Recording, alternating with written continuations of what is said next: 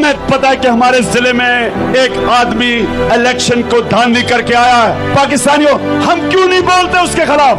हम क्यों नहीं जुल्म के खिलाफ और नाइंसाफी के खिलाफ अपनी आवाज क्यों नहीं बुलंद करते? अल्लाह ने हमारे ऊपर जिहाद क्यों फर्ज किया है? क्योंकि जिहाद का मतलब आप जुल्म और नाइंसाफी के खिलाफ अपनी आवाज बुलंद करें, उसको बर्दाश्त ना करें। एक आम गरीब आदमी पाकिस्तान में, इन लोगों के पास सवाए अपनी वोट के है क्या? ना इनको तालीम मिलती है, ना इनको रोजगार मिलता है, ना अस्पतालों में इलाज होता है, ना साफ पीने का पानी मिलता है, कचहरियों में धक्के खाते फिरते हैं, थानों में जुल्म होता है। ये लोगों के पास सिर्फ एक चीज है, अपनी वोट।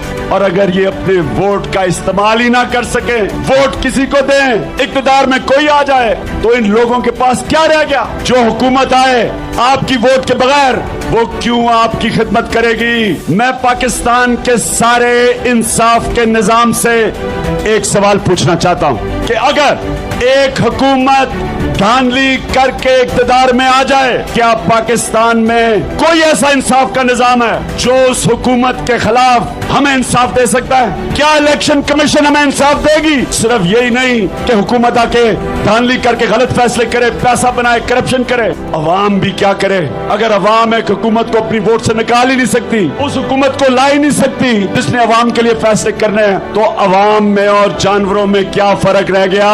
ये जुल्म का निजाम है। हुकूमत आ जाए, सारे इंसाफ के दरवाजे बंद, हमारे पास सिर्फ एक दरवाजा रह जाए, हम अवाम के पास जाए। मेरे पाकिस्तानियों, आप जब तक अपने हकूक के लिए नहीं खड़े होंगे, आपके हकूक को कोई नहीं तहफ़्फ़ुज़ देगा। ये आपको भेड़ बकरियां समझेंगे और समझ रहे हैं। और जिस मुल्क में कानून नहीं होता, इंसाफ नहीं होता, पाकिस्तानियों, उस मुल्क का कोई मुस्तकबिल नहीं होता।